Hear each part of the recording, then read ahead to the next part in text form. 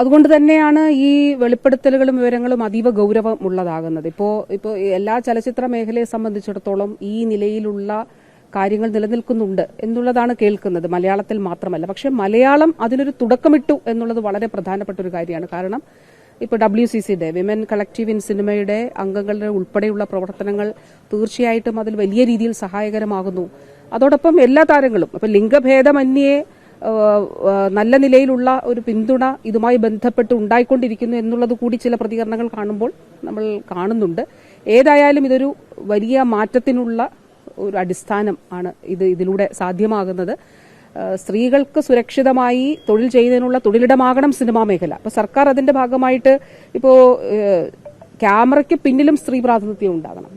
അതായത് സ്ത്രീകളുടെ ടെക്നിക്കൽ ആയിട്ട് ഈ സിനിമാ മേഖലയിലുള്ളവരുമായിട്ടൊക്കെ സംസാരിച്ചു, ടെക്നീഷ്യൻസ്, ഇപ്പൊ ക്യാമറ പ്രവർത്തകർ, അങ്ങനെയുള്ള മേഖലകളിലൊക്കെ സ്ത്രീകൾ വലുതായിട്ട് കടന്നു വരേണ്ടതുണ്ട്. അപ്പൊ സർക്കാർ അതിന് വേണ്ടിയിട്ടുള്ള സ്ത്രീകളുടെ സിനിമകൾക്ക് പിന്തുണ നൽകുന്നുണ്ട്. സ്ത്രീകൾക്ക് ടെക്നിക്കൽ മേഖലയിൽ കടന്നു വരുന്നതിനുള്ള ഇപ്പോൾ ഈ നമ്മുടെ ഈ മുൻനിരയിൽ നിൽക്കുന്ന വനിതാ സിനിമാ പ്രവർത്തകർ ഉൾപ്പെടെ അവരുടെ കൂടി നേതൃത്വത്തിൽ നമ്മൾ ക്യാമ്പുകളൊക്കെ ഈ കാലഘട്ടത്തിൽ സംഘടിപ്പിച്ചു പോകുന്നുണ്ട്. അപ്പോൾ പലതരത്തിലാണ് ഇതിനെ കാണുന്നത്.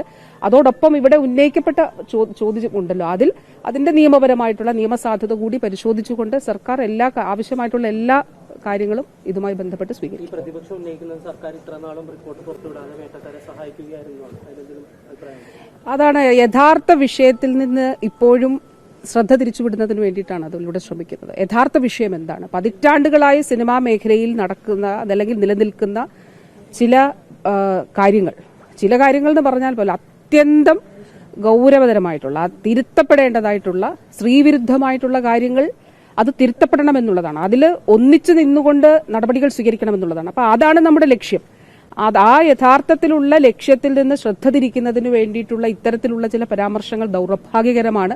ഒന്നിച്ചു നിന്നുകൊണ്ട് പ്രതിപക്ഷത്തിന് എന്താണ് ഇതിൽ പറയാനുള്ളത്? പ്രതിപക്ഷത്തിന് എന്താണ് ഇതിലുമായി ബന്ധപ്പെട്ട് ക്രിയാത്മകമായി മുന്നോട്ട് വെക്കാനുള്ള നിർദ്ദേശം?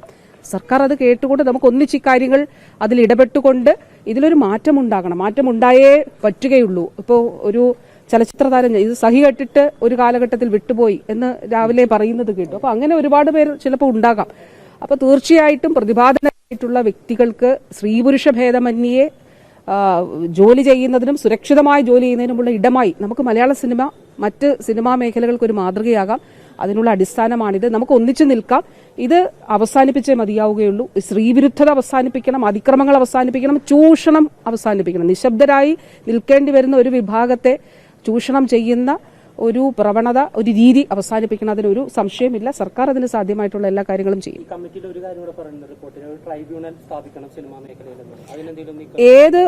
ഏത് അറ്റം വരെയും, അതായത് ഇതിൽ സാധ്യമായിട്ടുള്ള മുഴുവൻ കാര്യങ്ങളും സർക്കാർ ചെയ്യും. അതിൽ യാതൊരു സംശയവുമില്ല, അത് ചെയ്യും. നമുക്ക് ഒന്നിച്ചു നിന്നുകൊണ്ട് ആ കാര്യങ്ങൾ സാധ്യമാക്കാം. പുതിയൊരു സിനിമാ നയം തീർച്ചയായിട്ടും ലോങ് ടൈമിൽ അതാണ് സാംസ്കാരിക വകുപ്പ് പറഞ്ഞതൊരു നയം എന്നുള്ളത്. അപ്പൊ അതിന്റെ ഭാഗമായി കാര്യങ്ങളൊക്കെ വരും. ഇപ്പോൾ ഞാനതാണ് പറഞ്ഞത്, പോഷ് ആക്ടുമായിട്ട് ബന്ധപ്പെട്ട് ഒരു സിനിമ ചിത്രീകരിക്കുന്നത് പല സ്ഥലങ്ങളിലാവും. ചിലപ്പോൾ രാജ്യത്തിന് പുറത്തുണ്ടാകും, ചിലപ്പോൾ എഡിറ്റിംഗ് നടക്കുന്നത് ഒരു സ്ഥലത്തായിരിക്കും, ഡബ്ബിംഗ് നടക്കുന്നത് ഒരു സ്ഥലത്തായിരിക്കും.